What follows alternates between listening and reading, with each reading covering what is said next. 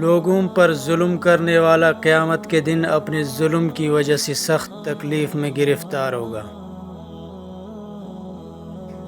بھوکے کے پیٹ میں ایک لقمہ جانا یا کسی محتاج کی حاجت روائی کرنا میرے خیال میں مسجد بنانے سے بہتر ہے۔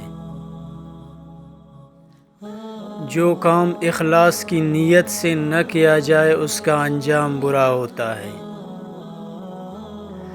اگر اپنی جان کی سلامتی چاہتے ہو تو اپنی جان کی حفاظت کرو۔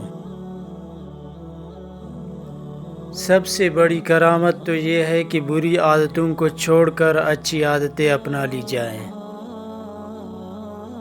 عورت کو پورا کرنا آسان نہیں، لیکن اس کی کلائی اور پیشانی پکڑ لو تو وہ ڈھیلی پڑ جائے گی۔ عورت جس دن ٹیڑھی چل رہی ہو تو آپ سمجھ جانا کہ فطرت کے مطابق چل رہی ہے۔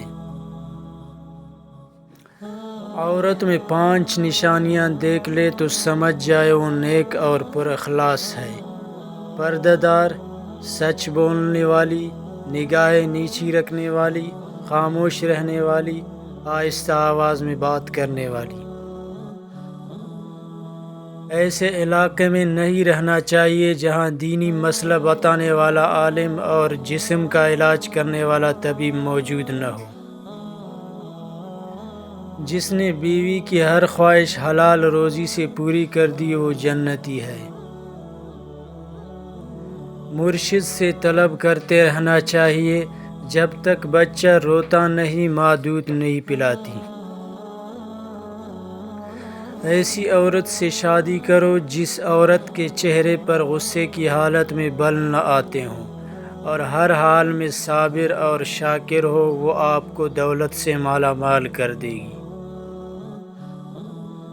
نفس کی حفاظت کر اچھی زندگی گزارے گا تو تیرا ذکر جمیل ہوگا، اور لوگوں سے اچھا سلوک کرتے رہو، چاہے زمانہ جفا کرے یا دوست بے وفائی کرے۔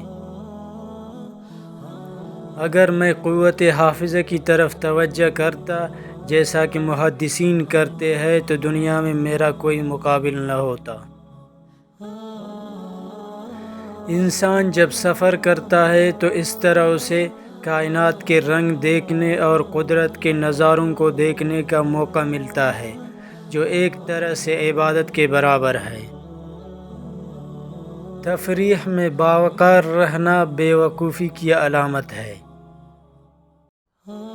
حیرت ہے کہ انسان ہاتھ تو دنیا کے آگے پھیلاتا ہے اور گلہ خدا سے کرتا ہے۔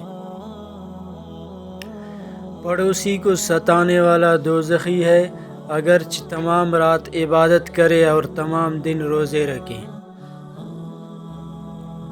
جو بندہ خواب میں 2 قسم کی عورتوں کو دیکھ لے گا وہ دولت مند ہو جائے گا۔